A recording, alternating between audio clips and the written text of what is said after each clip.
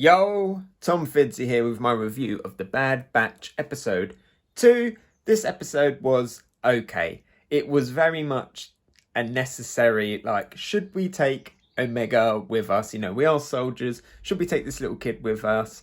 Yes, we should, because it's the main purpose of the story and she wants to be with us. You know, they kind of had to get this episode out there for the just for the plot and the progression of the characters and stuff. You know, at some point they need to ask that question, so we got it out of the way straight away, and it was fine. You know, it wasn't as good as the first episode, but you know, I think it's kind of good that we got this episode in the same week as the first episode.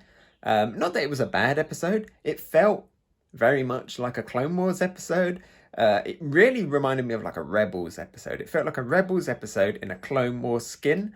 And yeah, it's not a bad thing. It was just a kind of a standard episode, really. It showed the progression of the clones, the Galactic Republic into the Galactic Empire, and that was pretty cool. It kind of feels like, even though we haven't really spent too much time in this immediate aftermath period, it does feel a little bit like we've kind of seen a lot of this before, because of the fact that we had Rebels, and Rebels was all about the early years of like the Imperials kind of taking over and starting to like subjugate people and control people's lives and stuff. And we start to see that happening in this episode, but it didn't feel like it was like a new revelation or anything, because we've seen that, and we saw it as well in Resistance with the First Order as well, when they came to the Colossus and stuff. So it wasn't really treading any new ground or anything like that.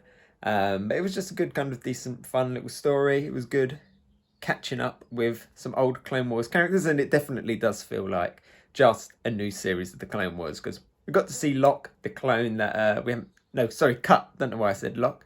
Cut, we got to see Cut, one of the clones from a long time ago, the one who kind of went off with his hot Twi'lek wife and settled down and became a farmer. We didn't really find out what happened to him. We find out here that he's just become a farmer on another planet. That's fine. It's kind of good to kind of find out where he went. It was always a bit of a question, and yeah, he very much just wants to stay and settle down with his family and look after his family. I always did think it was weird that he was like, I'm going to settle down, I'm going to escape the clones, and I'm going to settle down on Saleucami, one of the major battlefields in the Clone Wars. Yeah, so that was a little bit weird, but it was good actually to go back to Saleucami, a prequel planet, a planet that we don't really get to see much. So yeah, it was good to go back, and it was good as well because I very much noticed in this episode that it is a Clone Wars sequel, because when you look around and you look at like the backgrounds and everything, and you look at the fact that they're on that planet and everything, they're using pre-existing stock, you know, that they already got, the pre-existing assets, and that really helps this show, because if you look at Clone Wars, by the end of the Clone Wars, they had so many assets and stuff that everywhere felt so vibrant. There were like loads of different aliens walking around. You know, they had all of the tools that they needed. Every episode, they didn't need to constantly be like, we need to design this, we need to design this, because they could look back and stuff.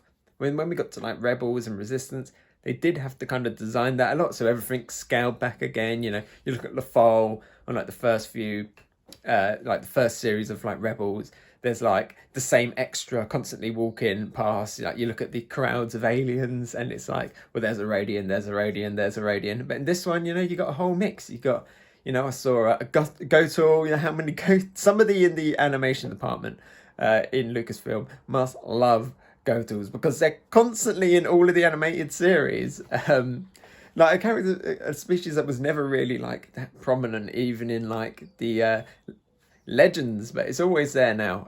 I think I saw Felucian in there, the classic Clone Wars unidentified tentacle space aliens. So that's really good, and it really helps this series, because they can build off of what everything that they did in the Clone Wars. They can just build off of that. They can, as I said last time, they can just turn it up to like HD and 4K, give it really awesome new textures, really make it pop.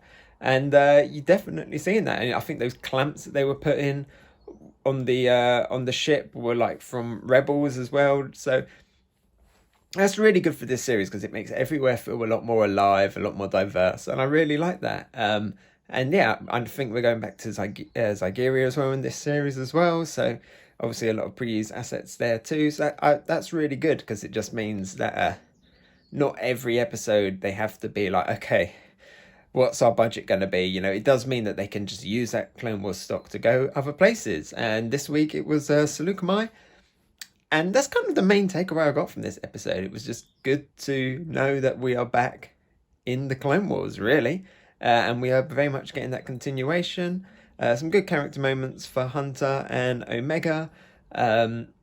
She took off the thing on her head, like the little jewel. And I don't know why. I was like, maybe underneath there's like a third eye kind of thing. Maybe I've been watching too much anime. But no, just normal forehead. It didn't maybe there's, I don't know, maybe there's something in it. Maybe there's a tracker in there or something. Who knows? I don't know if her new look now is going to be without that. But yeah, pretty good episode. But not much really to say. It was very interesting just seeing how quick the Galactic Republic has turned into the Empire. Their logistics teams are excellent. You know, rolling out the what is it? You know the command codes and stuff. Rolling that out, building up a database so that everybody in the galaxy is recorded. You know, the fact that they're doing it on worlds like Saleucami as well means that they must have been rolling it out on all of the other planets pretty quickly. So, you know, you may hate the Empire for a lot of things, but their logistics are fantastic. Maybe in the fall, you know, now that the First Order's gone, maybe that could be their job. They could just become Galactic Logistics. Palpatine's express delivery service. Do it! And I think that's my big takeaway from this episode. Not bad. Kind of felt like a Rebels episode. But a necessary episode. And now it leaves room for the series to go who knows where. Bad Batch, I'm still on board. Good stuff. Great logistics.